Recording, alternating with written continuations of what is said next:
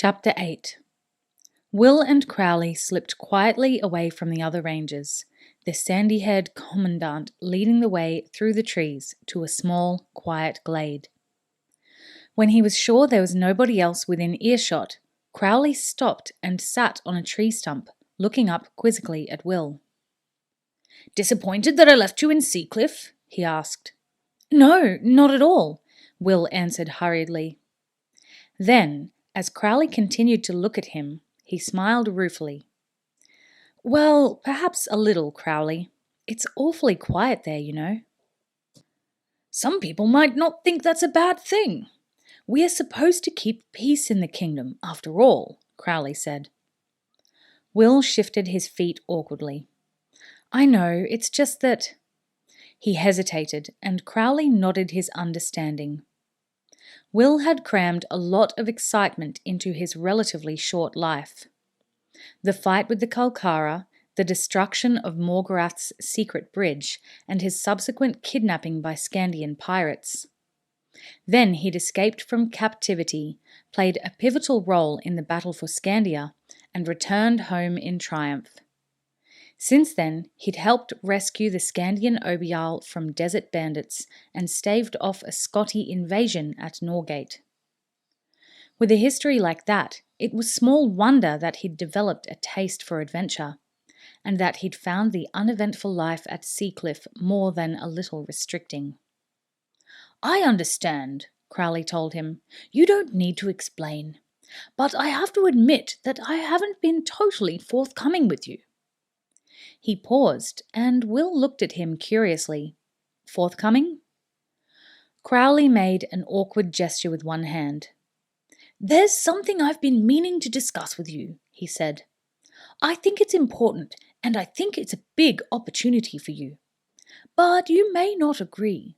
As a matter of fact," he added as an afterthought, "it's partly the reason why Halt didn't come to this gathering." Will frowned, puzzled by the news. "But I thought he—" "Oh, he's off chasing down rumours about the outsiders, all right. But that could possibly have waited. He used that as an excuse because he didn't want to influence your decision one way or the other." "My decision? Crowley, you're talking in riddles. What decision? What is it that Halt didn't want to influence me about?" Crowley indicated for Will to take a seat beside him, and waited till the younger man was comfortable. "It's an idea I've been tossing around for some time," he said. "Since you all went racing off to Arida to fetch Iraq back, as a matter of fact. Our world, or rather our sphere of influence in the world, is growing larger every day, Will. It extends past fief boundaries, past our own national boundaries at times. The Scandian operation was one example. So was your assignment in Norgate. We are lucky that we had someone as accomplished and capable as you to take that on, and that your own post at Seacliff was relatively quiet." Will felt his cheeks flushing at Crowley's praise, but he said nothing. Crowley continued. "Ordinarily, I couldn't drag a ranger out of his fief and send him somewhere else for weeks on end. But more and more we're facing that sort of necessity.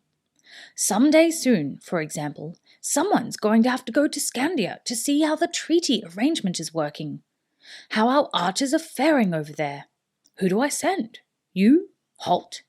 You're the two logical choices, because the Scandians know you and trust you. But what happens to your two fiefs in the meantime?" Will frowned. He could see the problem, but he had no idea where Crowley was going. "That's why I want to form a special task group," the commandant said, "and I want Halt and you to run it." Will leaned forward, thinking over Crowley's words. Already he was interested in the idea and wanted to know more. "Special task group," he repeated, liking the sound of the words. "What would we be doing?" Crowley shrugged. "Any situation, whether within Araluen or overseas, requires more than a routine response. Now that the threat of Morgorath has been removed, and with our northern border secured, Araluen is a powerful and influential player on the international stage. We have treaties in place with half a dozen other countries, including Arida and Scandia, thanks to your own efforts.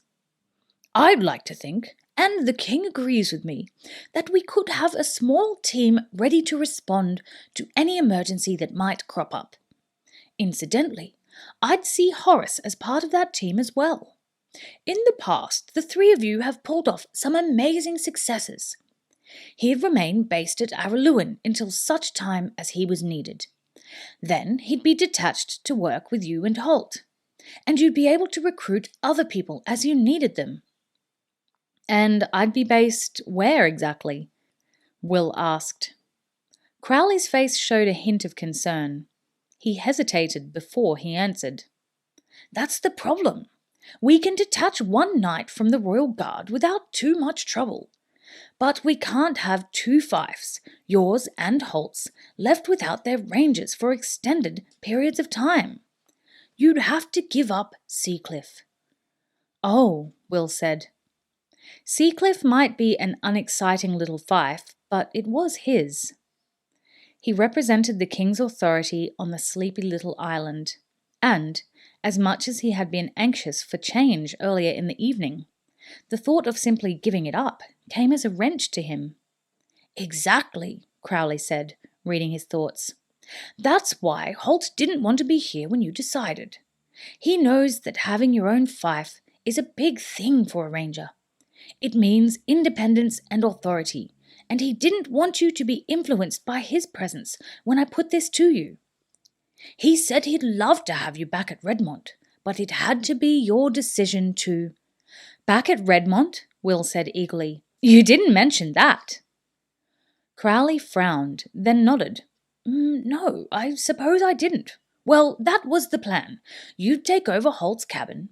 He and Pauline are very comfortable in the castle these days, and you'd oversee one half of Redmont fief, while Halt looked after the other. It is a big fief, after all. There'd be plenty to do for both of you. A huge grin was spreading over Will's face at the thought of it. To go back to Redmont, where he'd grown up, to be with Halt and Baron Arald and Sir Rodney. And Alice, he thought. The grin, already wide, grew immense. Crowley noticed it. It was hard not to.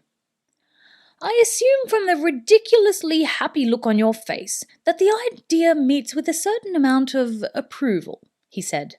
Well, yes, actually.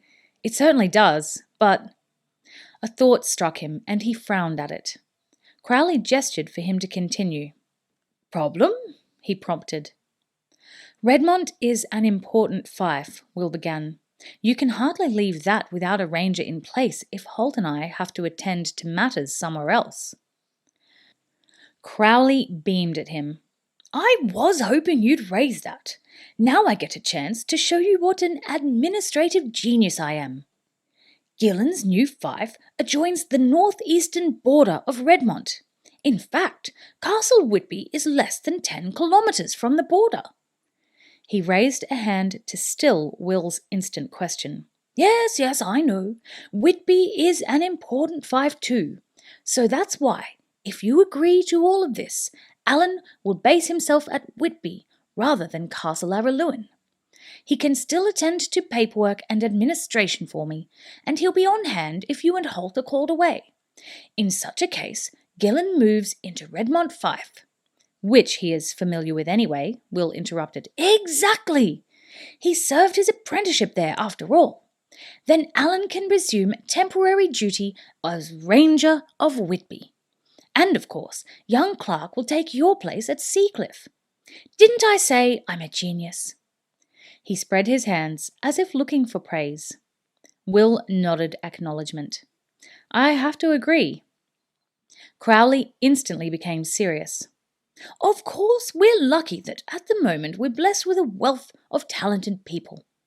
It all dovetails quite nicely. Mind you, you're yet to tell me if you accept. Of course I accept, Will told him. I couldn't think of a better plan. They shook hands on it, smiling. Then Crowley said cheerfully, "Now all we have to do is tell Halt when he comes back from his little holiday by the seaside."